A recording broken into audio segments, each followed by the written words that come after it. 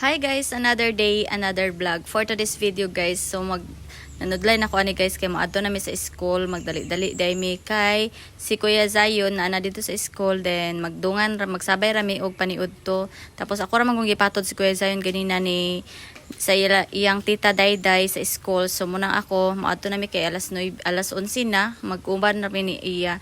So managhikay na ko si iya mo ni ako diri nanudlay lang ko dan para di na ako magdadala og mga gamit nga dito pa ko mag-make up sa school. Ngayon kani alas 11 dali-dali jud ko gabi sa kumbo kay maniud to pa mi ni Kuya Zion. And ayan, palarga na mi ni iya, mag-helmet na lang tadaan para di ta mamultahan dito sa Kalamba.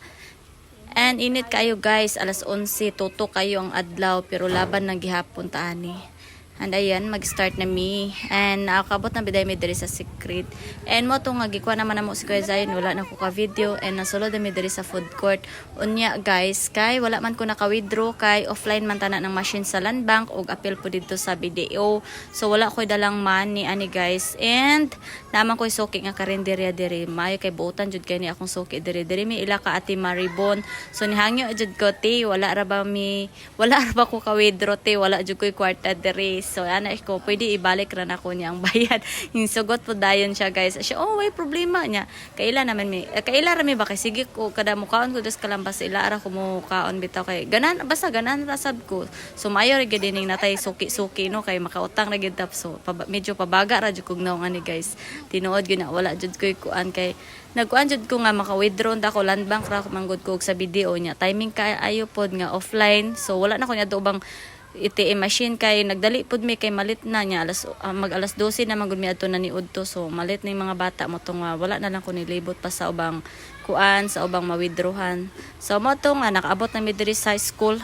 Busog pud mi kaluoy nga inutang to among gikaon. At least inutang nga bayaran naman sab to. Char mo ni si Kuya Zion na diri si Kuya Zion. Then ako na dayon gihato diri si Bibi Iya diri sa ilang room kay para dili gud siya malit. So kaloy sa Ginoo bisan nangutang mi og paniud to namo, wala ra man sad nalit ang mga bata. And then while naghulat ko sa ilaang mag-snack ng mga bata, so chika-chika lang sa mi diri sa mga mamshi. And nakalimot ko nga wala pa man ko kabaya dito sa Maribon, Ate Maribon. So mo ni nga niingon ko nga maadto sa day ko og kuan kanang matos ko gawas kay mag-withdraw ko tapos para makabayad na ko ni Ate Maribon. So money guys, pa-exit na ko diri sa school kay magadto na ko dito sa merkado para magbayad.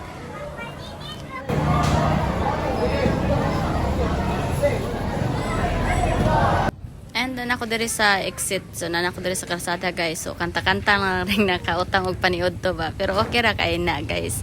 And ayon, pa-ready na ta kay magbayad ta sa atong giutang. Giutang. So ready na akong miyo. And iari ko na ako sa Land Bank guys ug kaloy sa Ginoo naka-withdraw ra ko. Then after na ako nag-withdraw, nag-unay gud ko dayon og ari diri sa food court kay para magbayad din ko ni Ate Maribon. So Ate Maribon, shout out sa imo. Salamat kayo sa imong nga giimo mig gipautang. So nakhangyo ra gyud ko kuan first time na ko ning hangyo. So pabaga ra gyud na og mo to guys. Salamat sa iyong paglantaw. See you sa next vlog. Amping everyone and God bless. Bye.